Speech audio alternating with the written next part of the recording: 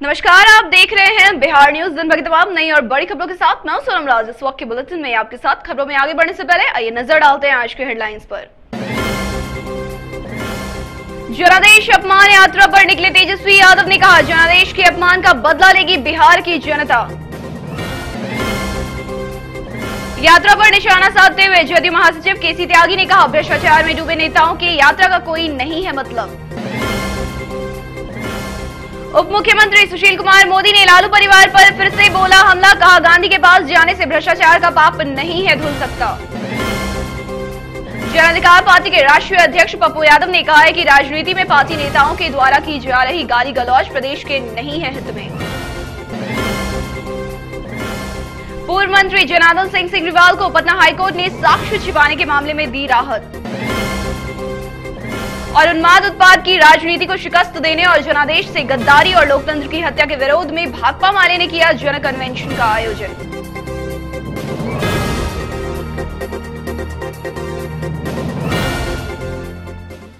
और अब बढ़ते हैं खबरों की ओर विस्तार से। आरजेडी अध्यक्ष लालू प्रसाद यादव और पूर्व डिप्टी सीएम तेजस्वी प्रसाद यादव ने सीएम नीतीश कुमार पर जोरदार हमला बोला है। राजद अध्यक्ष लालू प्रसाद यादव ने सीएम नीतीश कुमार को जहां रणछोड़ बताया, वहीं पूर्व डिप्टी सीएम तेजस्वी प्रसाद यादव ने कहा कि जनादेश का अपमान होता देख बिहार की जनता खुद को ठगा हुआ महसूस कर रही है। उन्होंने आगे कहा कि इस अपमान का बदला जनता जरूर लेगी। आपको बता दें कि पूर्व डिप्टी सीएम तेजस्वी यादव बुधवार से जनादेश अपमान यात्रा पर निकल रहे हैं। इसे लेकर पूर्व डिप्टी सीएम तेजस्वी प्रसाद यादव चंपारण मंगलवार को रवाना हुए। वहीं इस मौके पर पूर्व मुख्यमंत्री राबड़ी देवी ने तेजस्वी यादव को तिलक लगाकर रवाना किया। जो रैली जो होने वाली है पार्टी द्वारा, देश बचाओ अब भारत भाजपा भगाओ, इसमें सब लोगों को आमंत्रित भी हम लोग करने का काम करेंगे। तमाम लोगों को न्योता देंगे कि आइए, जो देश की जो स्थिति है नाजुक डोर पर बैठी हुई है, देश टुकड़े टुकड़ों में बट रहा है, भाई भाई से लड़ रहा है। बीजेपी के लोग जहां जहां सरकार बन रहे हैं गुंडाई कर रहे हैं, महिलाओं को छेड़ रहे हैं। जेडीयू महासचिव केसी त्यागी ने पूर्व डिप्टी सीएम तेजस्वी प्रसाद यादव, पूर्व स्वास्थ्य मंत्री तेज प्रताप यादव के चंपारण से निकाली जाने वाली जनादेश अपमान यात्रा को लेकर उन पर जोरदार निशाना साधा। उन्होंने कहा कि चंपारण से गांधी जी ने सादगी और ईमानदारी से जीने की शिक्षा दी थी, विलासिताओं से दूर रहने की सलाह दी थी, लेकिन जब आरजेडी के नेता पूरी तरह से भ्रष्टाचार में डूबे हुए हैं तो ऐसे में पूर्व डिप्टी सीएम तेजस्वी प्रसाद यादव की इस यात्रा का कोई तुक ही नहीं बनता। तो गांधी जी ने सार्वजनिक जीवन में सादगी, ईमानदारी, चरित्र के साथ जीने की शिक्षा दी थी और वहां आकर के ही उन्होंने लंगोट धारण किया था, जो तमाम तरह की जो मानसिक, शारीरिक, बौद्धिक विलासिता है उनसे दूर करने का संदेश है। राष्ट्रीय जनता दल के नेता आकंठ भ्रष्टाचार में डूबे हुए हैं, उन्हें दर्जनों तरह की जो एजेंसीज हैं उनको जवाब देने हैं। इसलिए अपमान तो बिहार का आरजेडी के नेताओं ने किया है, जिनको भ्रष्टाचार मुक्त नूतन बिहार बनाने का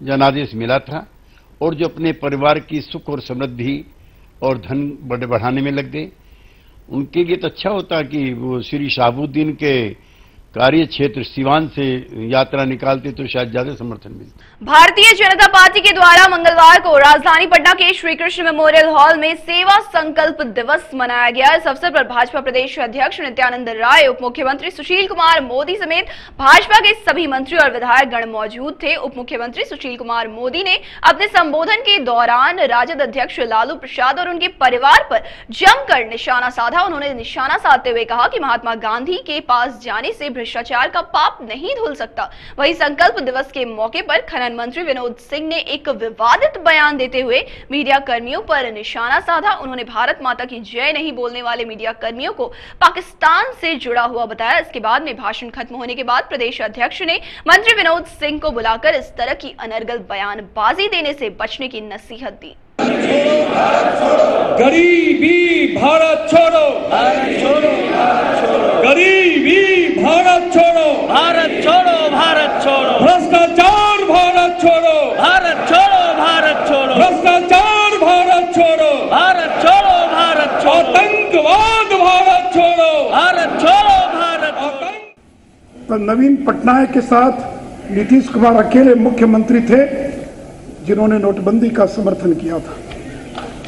मेरे बहनों और भाइयों, इसे मैंने कहा कि नीतीश कुमार ने तय किया कि मैं भ्रष्टाचार से समझौता नहीं करूंगा। लेकिन मेरे मित्रों, मिट्टी में कितनी ताकत होती है। मिट्टी ने बिहार की सत्ता को बदल दिया। जब मिट्टी की लड़ाई प्रारंभ हुई तो मुझे भी इस बात का अंदाज नहीं था। मॉल की मिट्टी को लेकर लड़ाई प्रारंभ हुई। जिस 3 एकड़ के जमीन पर मॉल बन रहा है, उसकी मिट्टी को संजय गांधी जैविक उद्यान में भरने को लेकर लड़ाई प्रारंभ हुई। उस समय मेरे पास एक कागज भी नहीं था। तो जो लड़ाई मिट्टी से प्रारंभ हुई, मिट्टी खोदते खोदते मालूम पड़ा कि मिट्टी उस मॉल की है। और फिर मालूम पड़ा कि मॉल किसका, तो मालूम पड़ा कि वह मॉल जो ये दावा करते थे कि मेरी मूंछ भी नहीं हुई थी, और जिसने मूंछ होने पर 13 संपत्ति और जिसने बिना मूंछ के 13 और संपत्ति, यानी 26 साल की उम्र में जिसने 26 संपत्ति इकट्ठा कर लिया था, उस व्यक्ति का वो मॉल था जिसकी मिट्टी का इस्तेमाल संजय गांधी जैविक उद्यान में हो रहा था। और मित्रों, आज इस देश का बच्चा बच्चा जानता है कि इस बिहार के अंदर एक ऐसा व्यक्ति भी राजनेता है जिसने हर काम के लिए जमीन लिखवा लिया। पूर्व केंद्रीय मंत्री सह सपा प्रदेश अध्यक्ष देवेंद्र प्रसाद यादव ने एक प्रेस वार्ता को संबोधित करते हुए कहा कि समाजवादी पार्टी बुधवार को क्रांति दिवस को देश बचाओ देश बनाओ दिवस के रूप में सभी जिलों में मनाएगी। आगे उन्होंने बताया कि राज्य द्वारा प्रस्तावित 27 अगस्त की रैली में भाजपा भगाओ देश बचाओ रैली में समाजवादी पार्टी के राष्ट्रीय अध्यक्ष पूर्व मुख्यमंत्री अखिलेश यादव ने भाग लेने की अपनी स्वीकृति दे दी है। देश बनाओ अभियान है 9 अगस्त को पूरे बिहार में हर जिला मुख्यालय में समाजवादी पार्टी के तत्वावधान में देश बचाओ देश बनाओ अभियान चलेगा। क्योंकि इस देश में अब डॉक्टर राम मनोहर लोहिया, महात्मा गांधी, अंबेडकर साहब और लोकनायक जयप्रकाश नारायण के रास्ते पर यह देश चलेगा कि देश यह गोलवरकर के रास्ते पर चलेगा। यह यक्ष प्रश्न देश के सामने खड़ा हो गया है। जानकारी मिली है, राजद का जो प्रस्तावित रैली है 27 अगस्त 2017 को भाजपा भगाओ देश बचाओ रैली है, इसमें समाजवादी पार्टी के राष्ट्रीय अध्यक्ष पूर्व मुख्यमंत्री माननीय अखिलेश यादव जी भाग लेने की अपनी स्वीकृति दे दी है। उन्माद उत्पाद की राजनीति को शिकस्त देने और जनादेश से गद्दारी और लोकतंत्र की हत्या के विरोध में भाकपा माले द्वारा भारतीय नृत्य कला मंदिर में जन कन्वेंशन का आयोजन किया गया। इस मौके पर पत्रकारों से बातचीत के दौरान माले महासचिव कामरेड दीपांकर भट्टाचार्य ने कहा कि उन्माद उत्पाद की राजनीति पर रोक लगाने और गरीबों को उनका हक दिलाने को लेकर भाकपा माले द्वारा जन कन्वेंशन का आयोजन किया गया है, जिसमें प्रदेश के सभी वामपंथी शक्तियों के साथ साथ प्रगतिशील बुद्धिजीवी भाग लिया करेंगे और अपने विचार को जन कन्वेंशन लोगों के बीच रखें। बिहार में जिस तरह से तख्ता पलट हुआ है और जनादेश की और लोकतंत्र की हत्या की जा रही है, इसके खिलाफ आज ये कन्वेंशन है। हमने देखा कि नीतीश जी ने किस तरह से भारतीय जनता पार्टी को फिर से बिहार में सत्ता हड़पने का एक मौका दिया है, उसमें मदद की है और सत्ता हड़प लेने के साथ साथ भारतीय जनता पार्टी ने अपना इरादा साफ कर दिया कि आज पूरे जैसे गुजरात में हो रहा है, जैसे हरियाणा में हो रहा है, जैसे देश के अन्य हिस्सों में हो रहा है, बिल्कुल उसी तरह आज बिहार को भी सांप्रदायिक उन्माद और उत्पात, उत्पीड़न और दमन के लिए एक प्रयोगशाला बनाया जाएगा और इसके उदाहरण हम देख रहे हैं। और इसीलिए आज पूरे बिहार को बचाने के लिए, देश को बचाने के लिए, लोकतंत्र की रक्षा के लिए, इस उन्माद और उत्पात की राजनीति पर रोक लगाने के लिए और गरीबों, किसानों, दलितों, नौजवानों, महिलाओं सबके हक अधिकार हासिल करने के लिए एक बड़े आंदोलन की तैयारी के लिए आज ये कन्वेंशन है। इसमें तमाम बिहार की वामपंथी शक्तियाँ मौजूद हैं। वामपंथी शक्तियों के साथ साथ बिहार के बहुत सारे प्रगतिशील बुद्धिजीवी यहाँ मौजूद हैं और हम उम्मीद करते हैं कि इस दौर में इस विश्वासघात के खिलाफ, इस उन्माद और उत्पात के खिलाफ बिहार एक पूरे देश में वामपंथी प्रगतिशील शक्तियों की एकता और जन प्रतिरोध का एक पूरा गढ़ बनेगा और पूरे बिहार को सिर्फ हम बचाने की लड़ाई नहीं लड़ेंगे बल्कि पूरे देश को बचाने की लड़ाई में हम अगुवाई करेंगे। उधर जन अधिकार पार्टी के राष्ट्रीय अध्यक्ष सह सांसद पप्पू यादव ने कहा है कि बिहार की राजनीति में इन दिनों आपस में पार्टी के नेताओं द्वारा गाली गलौज किया जा रहा है, जो प्रदेश की सामाजिक राजनीतिक परिवेश के लिए यह घटनाक्रम सही नहीं है। इसके साथ ही उन्होंने कहा कि इस तरह के नेताओं के द्वारा दी जा रही बयानबाजी जाति उन्माद फैलाता है। आगे उन्होंने उप मुख्यमंत्री सुशील कुमार मोदी से प्रदेश के सारे मंत्रियों की संपत्ति की जाँच कराने की भी मांग की। नीतीश जी, जब आपको और लालू यादव जी को, दोनों आदमी को बिहार के नवनिर्माण के लिए लोगों ने वोट दिया, बिहार के आवाम कोई जाति धर्म मजहबी उन्माद से निकालने के लिए और अपराध और माफिया मुक्त के लिए वोट दिया था, भ्रष्टाचार से मुक्ति के लिए। तो आज 2 साल के बाद एक नई सरकार बनी, तो हम उम्मीद करते हैं कि इस दोनों नई सरकार में लालू यादव जी की भूमिका विकास को अंतिम लोगों तक पहुंचाने के लिए संघर्ष की बन गई और नीतीश कुमार जी की भूमिका बिहार के विकास को और गति देने के लिए, चूंकि केंद्र और बिहार राज्य में दोनों जगह बिहार की सरकार बन गई और नीतीश कुमार जी और बिहार की सरकार का नेतृत्व अब इस देश के प्रधानमंत्री नरेंद्र मोदी जी करेंगे। नीतीश कुमार जी का नेतृत्व नहीं है, नरेंद्र मोदी जी अब बिहार सरकार का नेतृत्व करेंगे। तो जब आदरणीय प्रधानमंत्री जिस सरकार का नेतृत्व करें, तो मैं चाहूंगा कि गाली गलौज से दोनों आदमी को निकलना चाहिए। लगातार एक दूसरों के प्रति गाली गलौज, और हम नीतीश कुमार जी को भी सलाह देंगे कि आपके साथ रहने वाले जितने लोग हैं उसकी ये हैसियत नहीं है कि वो लालू यादव जी को सीधा गाली गलौज करे, और लालू यादव जी को सलाह देंगे कि आपके बच्चे और आपके साथ रहने वाले किसी की ये हैसियत नहीं है कि वो नीतीश कुमार जी को आईना दिखाए और गाली गलौज दे। यह बिहार के सामाजिक राजनीतिक परिवेश के लिए यह घटनाक्रम सही नहीं है। राष्ट्रीय लोक समता पार्टी के प्रदेश अध्यक्ष भगवान सिंह कुशवाहा ने कहा कि प्रदेश में बदहाल शिक्षा को व्यवस्थित करने के लिए आगामी 15 अक्टूबर को राजधानी पटना के गांधी मैदान में शिक्षा में सुधार रैली का आयोजन किया जाएगा।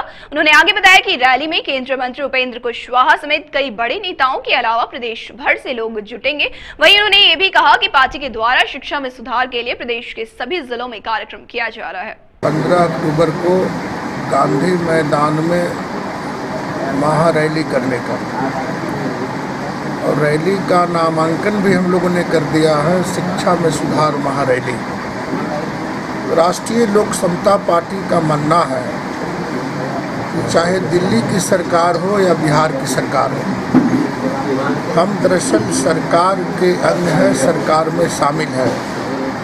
सरकारी स्तर से शिक्षा में सुधार की प्रक्रियाएं चल रही है और मैं समझता हूँ देश के प्रधानमंत्री और बिहार का मुख्यमंत्री दोनों लोग चिंतित हैं कि शिक्षा में काफ़ी सुधार किया जाए, और इसके लिए चिंतित लोग हैं। लेकिन हम लोग पार्टी फ्रंट से, पार्टी मोर्चा से हम लोग सरकार से आग्रह करना चाहते हैं।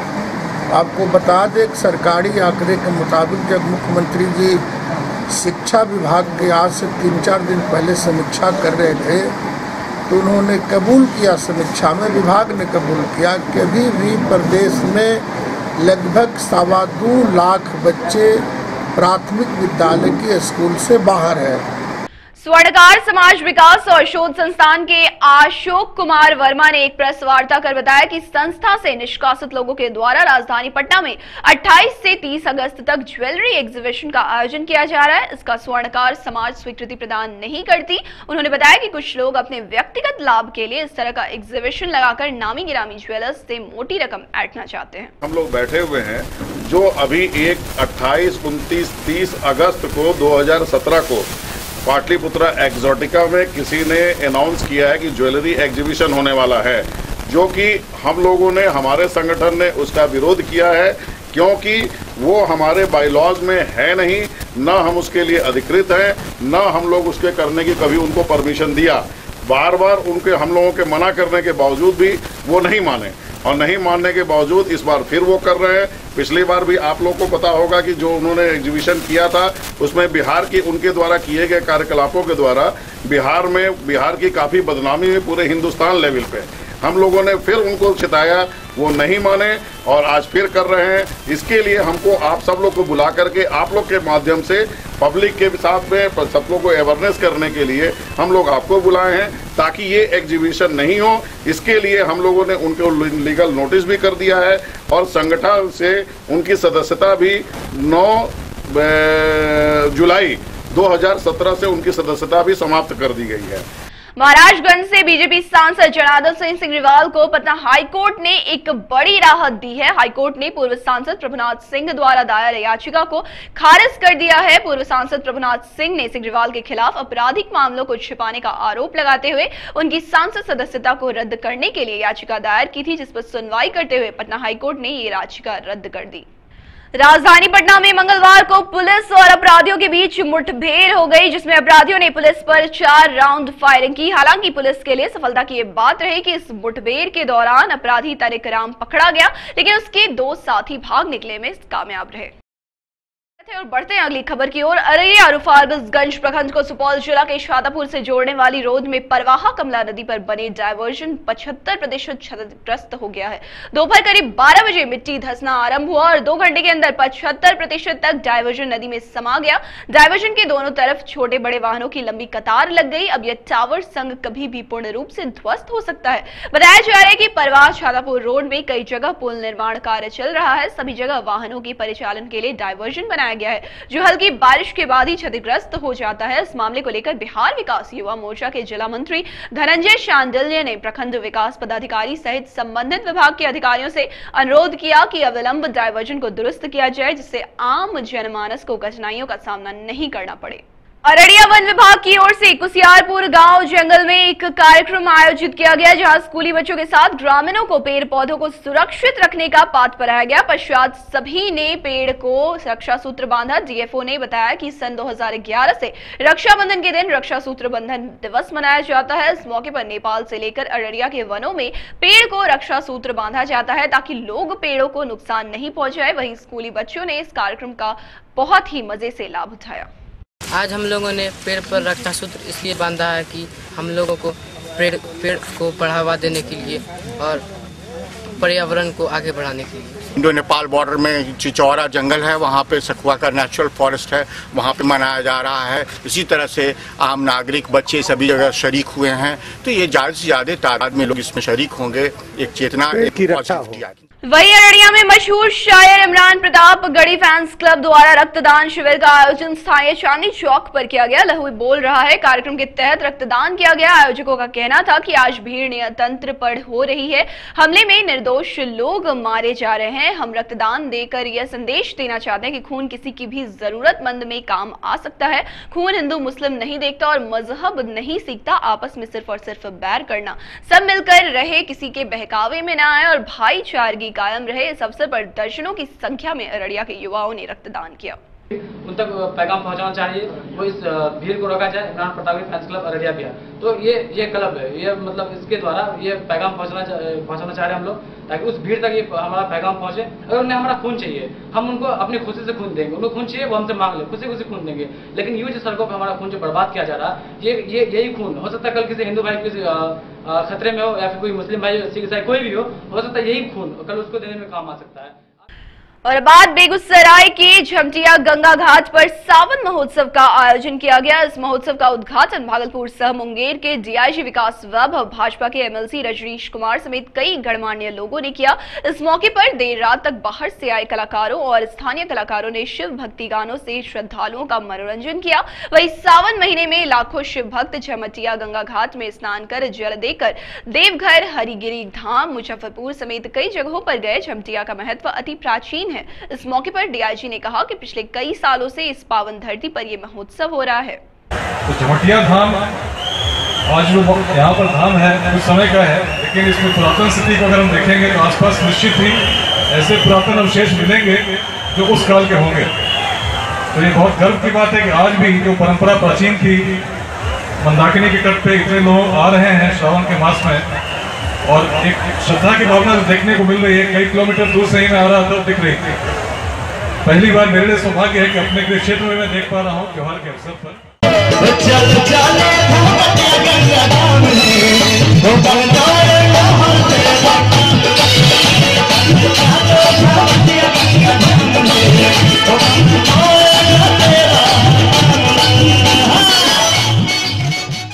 इस वक्त के बुलेटिन में सिर्फ इतना ही। मुझे और मेरी टीम को दीजिए इजाजत। नमस्कार।